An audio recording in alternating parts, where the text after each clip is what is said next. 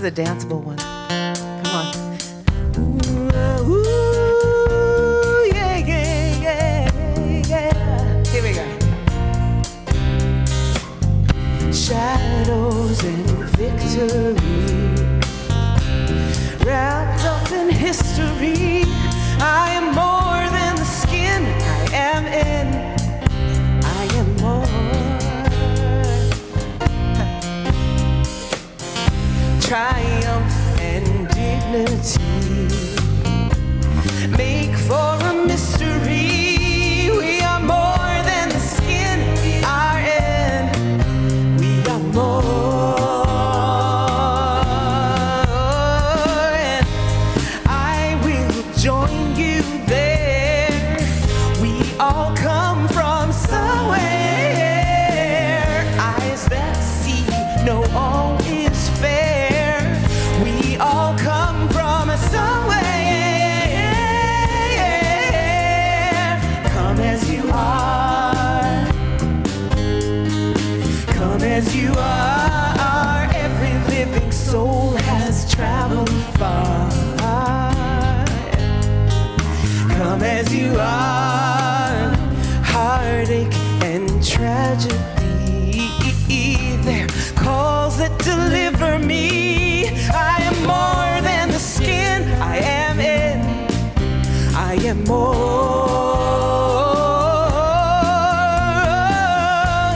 I will join you there.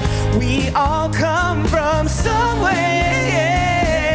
Eyes that see know all is fair. We all come from somewhere. Yeah, yeah, yeah. Come as you are. Come as you are. Every living soul has traveled far.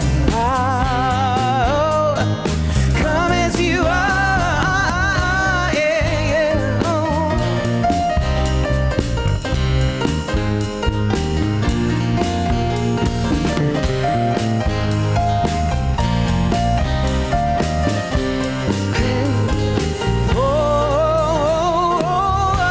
And I will join you there. We all come from somewhere. Eyes that see know all is fair. We all come from somewhere.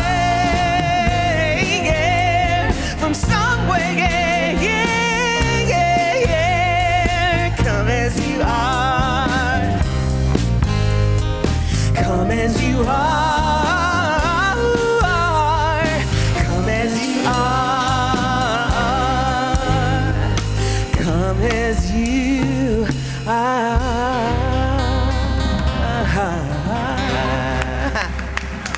Thank you. This is from Rumi. The source is within you, and this whole world is springing up from it. The source is full, and it's the water that is ever flowing. Do not grieve, drink your fill. Don't think it will ever run dry, this endless ocean. Rumi. This, for those of you that are here for the first fall season, this is the season that I talk about thriving, because this is the season where people historically have gathered the fruits of their labors and prepared for the spring. And this is when we can gather the fruits of our labors and prepare for the spring. It seems like the right time to talk about nature and the nature of things. And it's the nature of things to thrive. It's the nature. It's not necessarily normal all the time. Normal and nature is different. Normal and natural is different. What's natural and part of nature is that it thrives when it's doing well. It's doing well when there is order and balance in a system. When I was a child, I loved science. I loved all sciences except those weird woo-woo soft sciences like sociology and stuff like that. Hard science I liked. I liked it when you could count how many things are in an area and are they doing well. And I loved ecology. I loved the cycle of it and how everything contributed to everything else. And as long as there was this flow and this contribution, it was called healthy. It was natural. It was thriving. It was good. And then, even as a kid, I noticed when I was studying ecology, I said, everything's in balance and works well except when people become involved. People have a tendency to come in and do things that alters the order and the balance of things, and then things get out of kilter and it's no longer healthy and it's not thriving. The same things happen with our own minds. With us as human beings, it's natural for us to thrive, but then we get involved and things get out of order and out of balance, and it's not healthy anymore. And yet we want health, we want thriving. We are called, there's part of us that desires a thriving, healthy world and a thriving and healthy life. For instance, we want our forests to thrive. Who would want the forest to thrive? Air, oxygen. Think oxygen. Who wants them to thrive? Okay, good. I want more hands. I like air. More hands. Okay. I personally want our orcas to thrive. I've stopped eating certain fish because we're running out of those fish, and I don't need that kind of fish. If it'll help an orca, I don't need that fish. I want orcas to thrive. I want our oceans to thrive. If you have a garden, you want it to thrive, right? You don't plant things for blight. Ooh, I hope I get blight. If you put a seed in, you want the fruit of that seed, right? Whether it's a flower or a plant or a vegetable, you want that. That's thriving. We want our children to thrive. We want our grandchildren to thrive. We want the children of our friends to thrive. We want our businesses to thrive. We want our economy to thrive. It sounds good, doesn't it? Thriving? And thriving, though, is not a static state. It's not something that is hard and concrete. That's not thriving. That's just a good state right now. Thriving is a continual, constant motion of moving from, I love this, from good to gooder.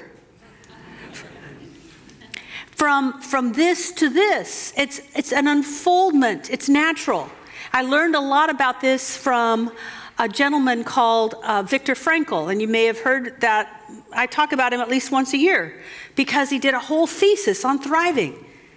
He talked to other psychologists about thriving, and he said, so much of what doctors do, and it's not just it's every kind of doctor, is that they want to fix a patient and then send them off.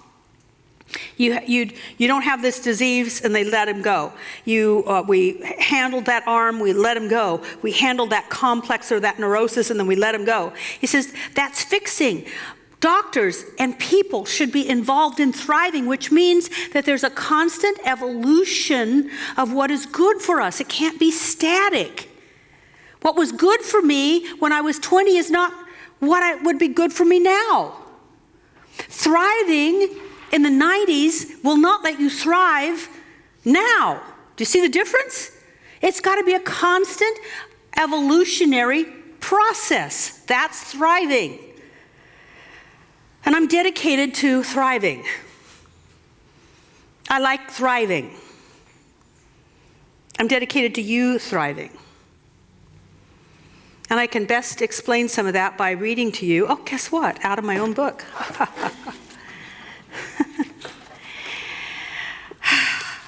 We've never had the book of the month be my book, but it's excellent. Anyway. So here's the introduction.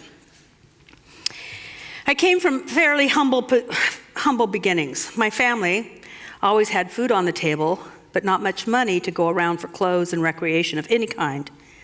As a result, I became focused on earning money at a very early age so that I could buy the things that every kid thinks is important, like new clothes for the first day of school, going to the country fair, movies, and admission to dances held around town. Looking back, my needs were fairly simple and almost always met because I was willing to babysit my younger cousins or pick beans in the fall to earn money. Picking beans. It was child labor, but we're over that now. But I'll tell you, praise God for picking beans. There was no money in the family budget for clothes. And when I got to the place that I could pick beans, I got to let go of the shoes that I had been wearing the year before that had holes in them. So it was not a bad thing. I'm grateful. In my 20s, life became more complex. I had rent to pay, a car loan to pay off, and well, let's face it, clothes and recreation were maxing out my credit cards. All of a sudden, my spending habits overshadowed my ability to earn money, and like many people, I was going deeper and deeper into debt every year. Then I discovered what we might call prosperity teachings in the form of a book by Kathianne Ponder entitled Dynamic Laws of Prosperity, and my world opened up dramatically. I tripled my annual income in a year and a half. I started receiving an expense account that made my car payment. I started dating men with real jobs that could take me out on real dates and actually pay the bill. Life was good. Prosperity teachings worked well for me, but I had a hard time teaching others what I had learned after I became a minister. Seems like many people were under the impression that ministers shouldn't talk about money and that prosperity talked about in church was somehow crass. So for many years, I gave it up, and then I read the following passage written in the Scientific Christian Mental Practice. It says, your prosperity will not be the highest prosperity.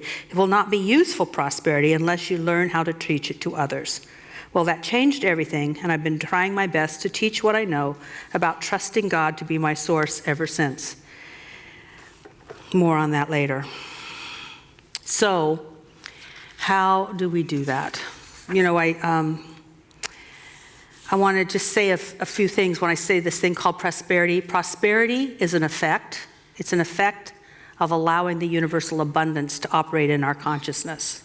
It's the effect of letting universal abundance, which is a constant, work through our consciousness.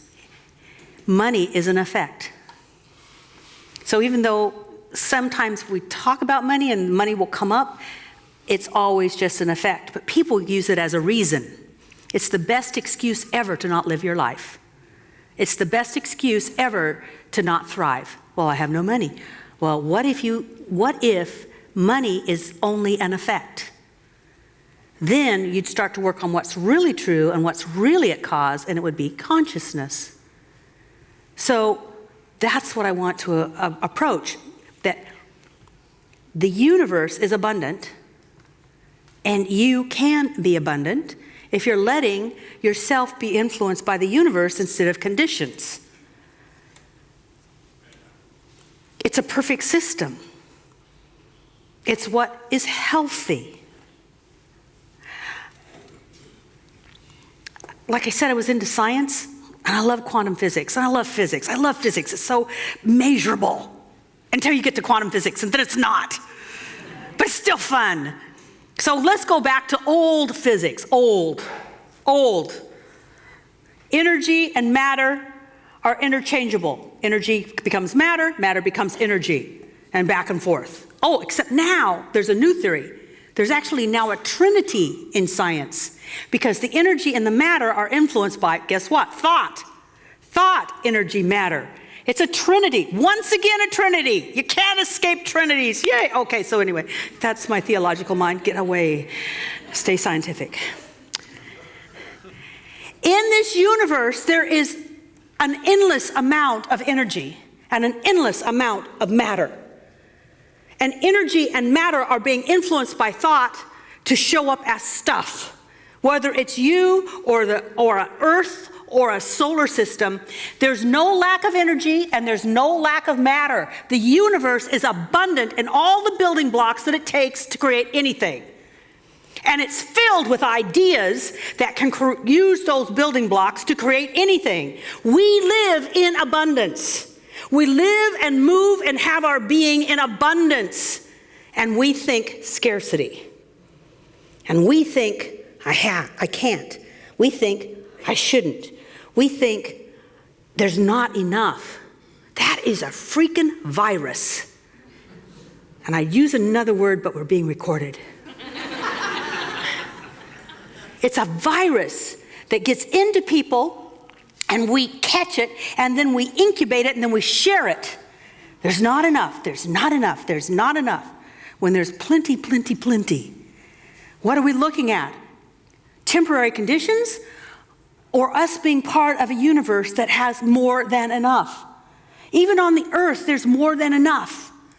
Yes, there's dry spots and barren spots on the earth, but it's because there's no flow, there's no circulation, it's out of order. Usually because some people become involved. In the economics, there's more than enough for everybody. There's more than enough food. What happens is it gets trapped in places. Why? Because some people have thought there's not enough, I better hoard, better save, I'm better if I have more. And therefore, there's not the flow and not the health of it.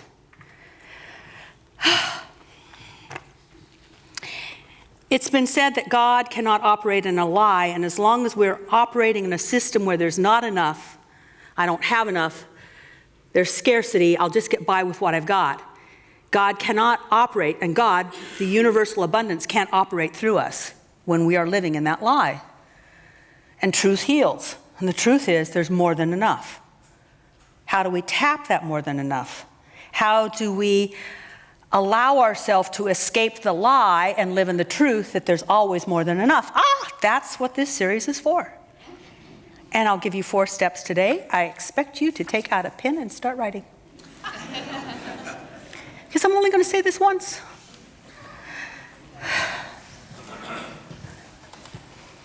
Number 1, are you even willing to make things be different?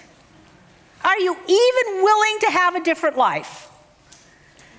For as many years as I can remember, I have been teaching prosperity workshops, sometimes for free, sometimes at a nominal amount, sometimes for big money. And what I've noticed is people didn't really want to prosper. They were saying things like, I'm willing to prosper, and blah, blah, blah, and their whole body was going. They were shaking their head no while their mouth was trying to say yes. And they would be clenched up or this way. And I'd watch these body parts going, what are you trying to tell me? And I'd go over and talk to people. And when we really got to talking, they didn't want prosperity because of what it would do to their social system. Their social system.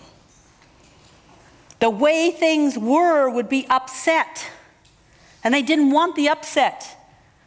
They didn't want to have people talk about them or not be their friends anymore or think they're showing off or, I'm just getting along with my sister now. I can't start doing well. What would that do to us? They thought more of the social system and they were trying to thrive there. So they were allowing themselves to push away their prosperity because if they thrived there, they thought they wouldn't do well here. It might be true. It actually might be true. When I started doing well, I lost friends. I did. When I bought a new car instead of a clinker, when I lived in the South Eugene Hills, and you'd have to come from Eugene to know what I'm talking about because it's the place with the view, at 25, I lost friends.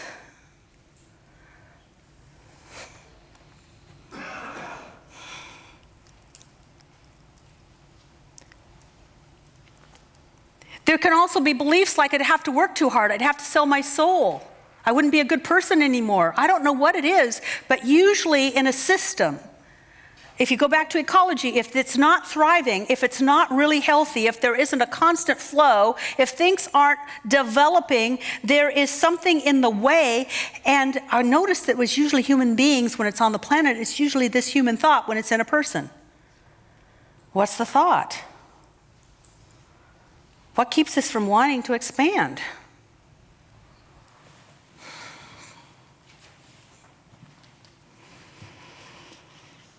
And then you have to ask yourself, and I'm just going to say this, spend some time.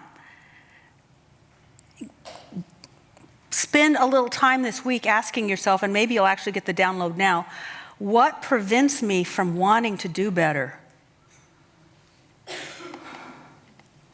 There was a time that I didn't want to do better, so I can talk about the family dynamics, because I had finally reached the place where I was making as much money as my father.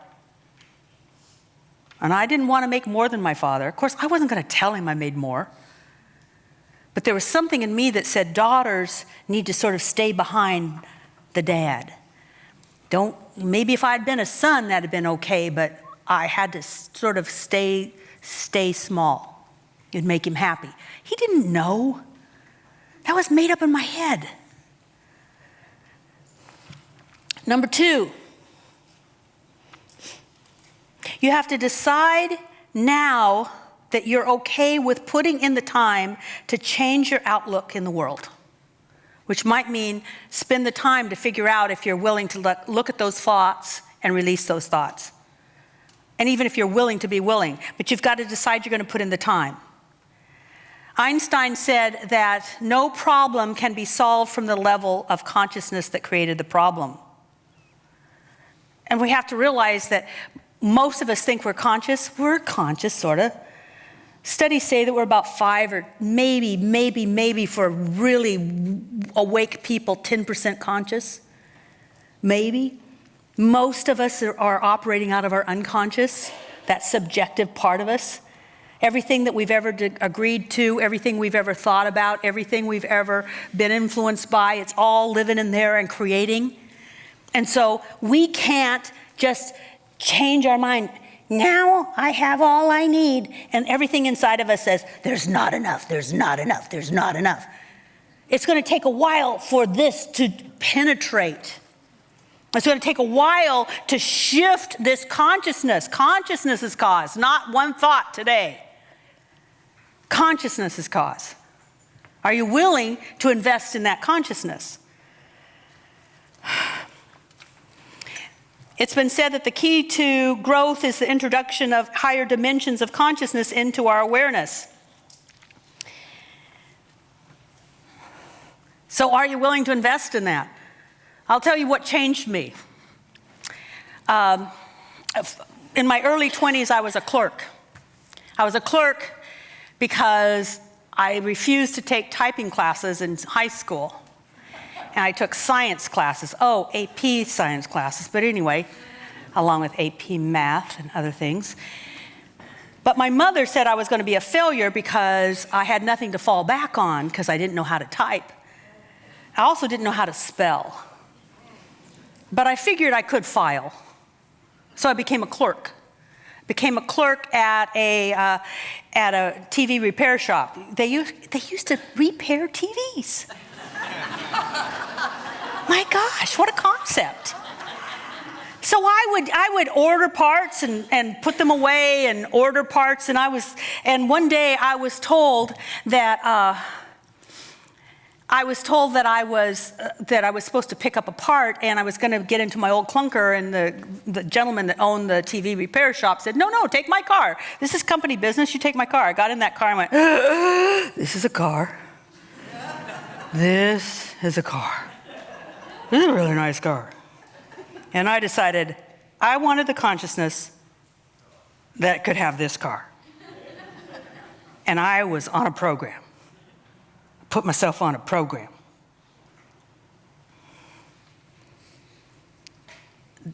I don't know how long it was, but my study, my hobby, what I did was read every prosperity book I had, and I did the work. I looked at my false concepts. I contemplated the vastness of the universe. I reminded myself that I am a child of God, and if God prospered anybody, it could prosper me. And I said it over and over again until I got it. I got it here. Oh, and by the way, Mama, at the age of 27, and since then, I've always had an executive assistant who typed my letters and did my spelling.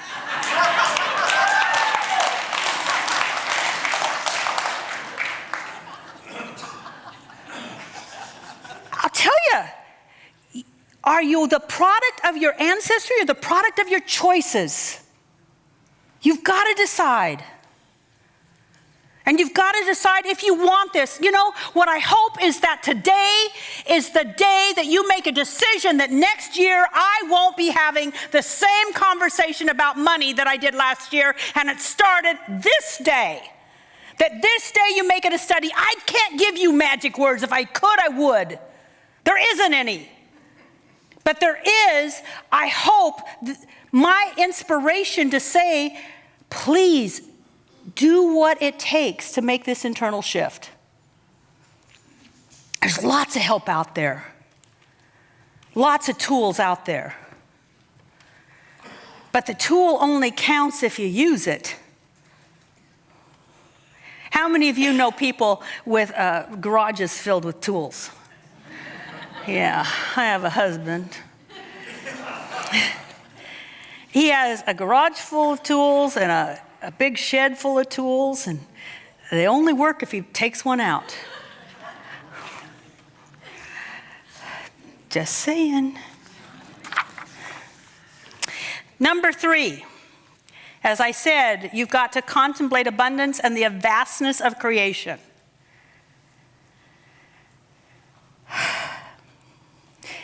Human beings have the capacity to work with nature and become prospered by that nature, prospered by nature, prospered by nature. I've been around 2 indigenous groups. One were the people that live in the high Andes. They escaped Catholicism when it came to Peru. They went into the high Andes. So many of them live at 16,000 feet, and the only thing they can grow is potatoes, and yet they prosper. Now, we wouldn't call it prospering because we'd come along and say, oh, this is it, but they're prospering because they're doing well at 16,000 feet. If you talk to somebody who does nutrition, a nutritionist would say you can't live off potatoes. They do. Because they believe Pachamama is supporting them through what she gives them, which is a potato. They believe that they are prospered through what they've got, and they are. I've been with the Maasai. You know what the Maasai eat? Milk. They also believe that the gods gave them every cow on earth. So if they ever went to Texas, they'd think they were in heaven because those were their cows. So they live off milk from cows because it's not a lot going on, and they don't believe in taking from Mother Earth except what they were given, which were cows. Now, sometimes when they need protein, they put they nick their cows, take a little blood, mix it with the milk, and that's where they get a little more protein. But a nutritionist would say you can't live on milk. They do. Why? Because Mother Earth is taking care of them through what they've got. They don't think we don't have enough. They don't have a concept of not enough. They have a concept of they are being supported. We have this land in which we are so supported and we're so prosperous. There's so much going on and people think there's not enough. It's in your head. So contemplate the vastness of the universe. How big it is. That there's all of the energy and matter necessary to form anything, including opportunities, because it's not just matter and energy, it's also thought. And thought is what allows us to prosper. Every prosperity, unless somebody inherited it, most people thrive because of the thoughts they have, the downloads they get, that they then turn into action, that they then bring about something.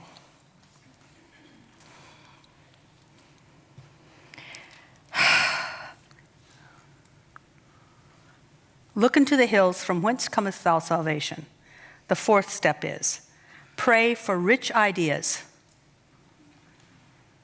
It's been said that there's never been a money problem, there's never been a thriving problem, there's never been an ecology problem, there's never been a problem, there's only a lack of ideas. One of the things I love, because I do love ecology and I love the idea of us cleaning up the earth, is that people are getting these downloads on how to recycle our garbage and turn them into beneficial products. People are not willing to say, oh no, that's a problem, we're going to succumb to it. There's going to be a solution. Are we willing to be the solution? Are we willing to let that come into us? Are we willing to let the solutions of the universe come into our personal life? How do I go there? How do I buy? How do I pay my rent? Where am I going to live? There's a solution to everything. Are we willing to accept it? Are we willing to let it in?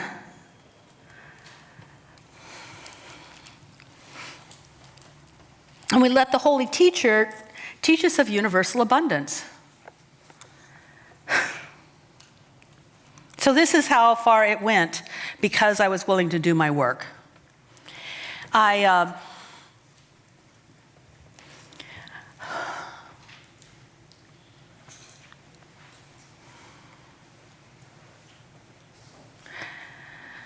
gave up being a logger's old lady.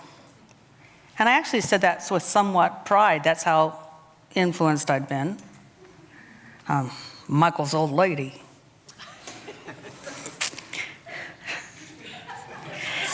How many of you have lived more than one life in this incarnation? That was a life. It was a life. I baked bread. I lived in a trailer. We lived in a logging town. He worked in the woods, so he could only work about 6 months out of the year because when it got too muddy, it got too dangerous. And so we lived on unemployment for 6 months out of the year. And I wasn't supposed to work because that'd make him feel bad.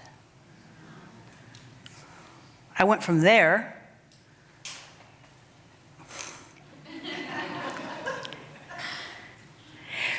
to marrying the owner of a logging mill. It was really nice. I married a millionaire when millions were something. In the 70s, a multimillionaire was a something. And when I divorced him, I actually thought, this will be the end. And luckily, because I was doing my spiritual practice, there was a download. See, always an idea. Do you see how in that split second I had a choice to now believe in scarcity? Because the way that I was getting my prosperity was going away. Multi-million dollars and I accepted only $15,000. I've invested well. I'm sure never mind. But the download was, Kathianne, he's not your source. Your source is God. It's always been God. It will always be God. He was a channel. Do not close yourself off to the source by believing he's it. And I have thrived ever since. Even in a job that doesn't pay well.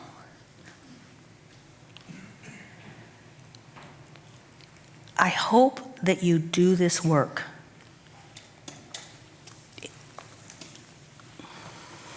We want to set it up.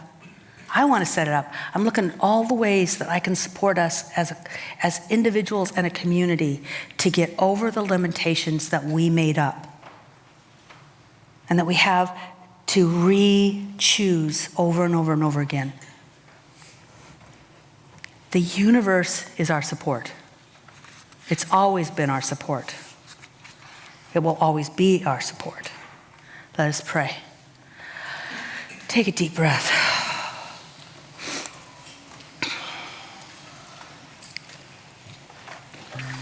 And I'm going into prayer by reading the words of our wonderful founder, Ernest Holmes, out of the book, It's Up to You. The first chapter in the book, It's Up to You, is about prosperity. And he said this, I'm unwilling to leave this subject without calling your attention to the inspiring example of Solomon. He was certainly not rich to begin with, but when he was told he might ask God anything, He did not ask for great wealth. Instead, he asked for wisdom, for rich ideas. Then he developed these ideas until the world acclaimed him as a man of wisdom. And then the logical thing followed. People came from far and near, seeking his advice and bringing him in exchange riches. Our shift from survival to thriving is an idea. And God's got plenty of them. And they won't be somebody else's idea. It will be individualized to you. Let's pray. And let's just lift our heads slightly. Relax into your chair, let it support you. Let the lifting of the chin be a metaphor for being lifted into new ideas. Let the sinking into the chair be a metaphor for I am being supported by the universe. I am being supported by God.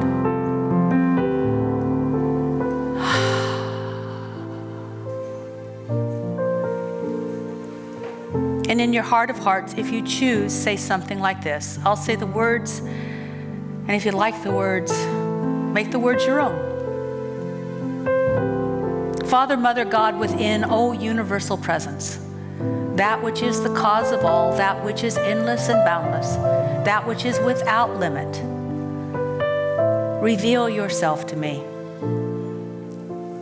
Let me know at a deep cellular level that because I am a child of the universe, I am an emanation of the Most High, I too was born to be limitless. I too was born to thrive. I was born on this earth to thrive and allow it to thrive. I was born on this earth to do well and help my planet do well. Give me the ideas that will allow me to do that. And dissolve within me any ideas that have kept me from moving into my greater good. Dissolve those ideas that I have held for so long. Dissolve them, dissolve them, dissolve them, dissolve them, dissolve them. All those thoughts that I have made up that have kept me from wanting to shine, let them go. And open me up to receive the abundant ideas, opportunities, and support that I need to personally thrive and teach my children to thrive and my grandchildren to thrive and my friends to thrive and let my community thrive. Thank you, sweet Spirit. And so it is.